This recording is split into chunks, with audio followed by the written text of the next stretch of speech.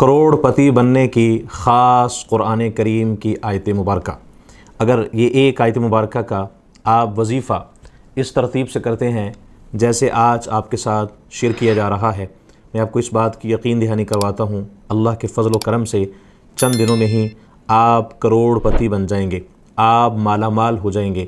اگر آپ پست ہیں بلند ہو جائیں گے، آپ ادنا ہیں اعلیٰ ہو جائیں گے، اگر آپ فقیر ہیں تو آپ امیر ہو جائیں گے، اگر آپ فقر و فاقہ کا شکار ہیں تو آپ غنی بن جائیں گے۔ آئیے ہم دیکھتے ہیں یہ قرآن کریم کی کون سی ایک ایسی آیت مبارکہ ہے جس کا پڑھنا ہر قسم کی معاشی تنگی کو دور کرتا ہے، ہر قسم کی مالی پریشانی سے انسان کو نکال دیتا ہے۔ آپ میری اس ویڈیو کو آخر تک دیکھیں تاکہ مکمل طریقہ آپ کو سمجھنے میں اور اس کو فالو کرنے میں آسانی ہو۔ سب سے پہلے آپ سے میں یہ گزارش کروں گا آپ اس ویڈیو کو آخر تک ضرور دیکھیں تاکہ آپ اس کی مکمل ترتیب کو سمجھ سکیں، شرکیہ حرکات سے بچیں، تعویذ گنڈوں سے بچیں اور غیر شرعی طریقوں سے اپنے آپ کو بچا کر قرآن و حدیث کی روشنی سے آپ اپنے مسائل کا حل پائیں۔ الحمدللہ وکفی وسلام علی عبادہ الذین اصطفی، اما بعد۔ سب سے پہلے آپ ہمارے چینل کو سبسکرائب کریں تاکہ مزید ویڈیوز بھی آپ تک پہنچتے رہیں۔ کومنٹ میں ایک مرتبہ اللہ کا نام لکھیں، اللہ کی مدد اور نصرت ہمارے ہر کام میں شامل ہو جائے، ہمارے کام آسان ہو جائے۔ یہ وہ وظیفہ ہے، یہ وہ قرآن کریم کی آیت مبارکہ ہے جس کے اندر اللہ تعالیٰ نے اس قدر وسعت، برکت اور تاثیر رکھی ہوئی ہے کہ جیسے انسان پڑھتا چلا جائے گا اس کے لیے رزق کے دروازے کھلتے چلے جائیں گے۔ یہ آیت مبارکہ ہم کیسے پڑھیں گے اور کس وقت پڑھیں گے اور کتنی اس کی تعداد ہے، یہ میں آپ سے عرض کرنے جا رہا ہوں۔ یہ باتیں جو میں آپ سے ابھی عرض کرنا چاہتا ہوں یہ وہ چیزیں ہیں جو ہمارے لیے یقین کامل کے ساتھ ساتھ ان چیزوں کا ہونا یہ بے حد ضروری ہے۔ ان کو فالو کرنا یہ ہمارے مسائل اور اس وقت ان چیزوں کے اندر ہم گھرے ہوئے ہیں، ان چیزوں سے نکلنا اور ان چیزوں کو ہم نے ایکسیپٹ کرنا ہے تاکہ وظائف پڑھنے کا اور یہ اذکار کرنے کا ہمیں مکمل طور پر فائدہ ہو۔ مثال کے طور پر آج اگر کوئی شخص مالی تنگی، قرض یا پریشانی میں مبتلا ہے تو اسے مایوس ہونے کی بجائے اللہ تعالیٰ کی طرف رجوع کرنا چاہیے۔ یہ وہ چیزیں ہیں جو ہمیں قرآن اور حدیث سے مل رہی ہیں، یہ خلاصہ ہے احادیث مبارکہ کا، یہ خلاصہ ہے اللہ تعالیٰ کے کلام کا۔ تو اللہ تعالیٰ کی طرف رجوع کرنا کس ترتیب سے، کس طرح سے ہم نے کرنا ہے، اس میں بنیادی چیزیں کیا ہیں؟ اس میں سب سے بنیادی چیز ہے نماز کی پابندی، والدین کی خدمت، صدقہ، استغفار اور حلال محنت۔ یہ ایسے اعمال ہیں جو رزق میں برکت کا سبب بنتے ہیں۔ اللہ تعالیٰ کی رحمت بہت وسیع ہے، وہ اپنے بندوں کی دعاؤں کو سنتا ہے، اس لیے یقین کامل کے ساتھ دعا کریں، قرآن کریم کی تلاوت کریں اور رزق کے لیے یہ دعاؤں اور اذکار کا اہتمام کریں۔ اللہ تعالیٰ اپنے فضل و کرم سے ہر جائز ضرورت آپ کی پوری فرمانے پر قادر ہے اور وہی بہترین کارساز ہے۔ کیوں؟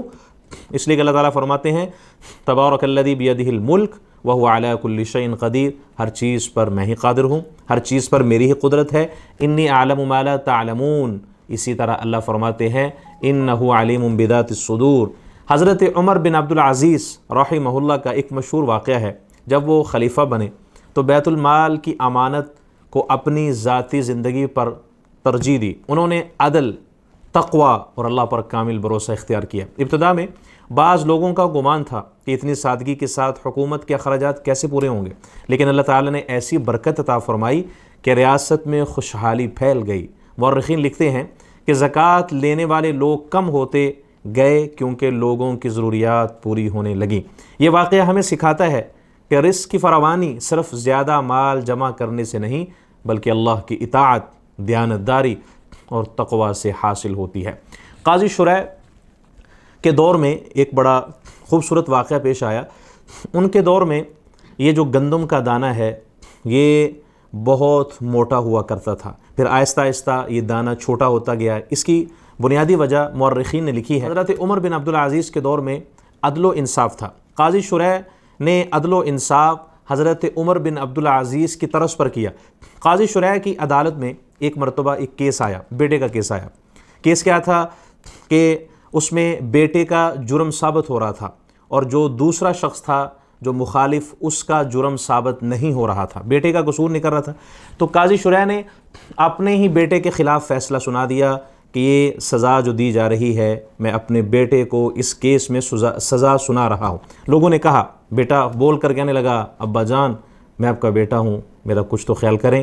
تو قاضی شریح نے کہا بیٹا جب بندہ کرسی عدالت پر بیٹھتا ہے، فیصلہ کرنے کے لیے بیٹھتا ہے، پھر وہ نہ کسی کا باپ ہوتا ہے، نہ کسی کا چچا ہوتا ہے، نہ تایا ہوتا ہے، نہ وہ کسی کا رشتہ دار ہوتا ہے، وہ فیصلہ وہ کرتا ہے جو اسے اللہ کا حکم ہوتا ہے۔ قاضی شریح اور عمر بن عبدالعزیز رحمۃ اللہ علیہ کی زندگی میں ہمیں یہ نمایاں طور پر نظر آتا ہے، جب بندہ اپنے معاملات اللہ کے سپرد کر دیتا ہے، حلال روزی اختیار کرتا ہے اور دوسروں کے حقوق ادا کرتا ہے اور استغفار کی کثرت کرتا ہے، تو اللہ تعالیٰ اس کے لیے برکتوں کے دروازے کھول دیتا ہے۔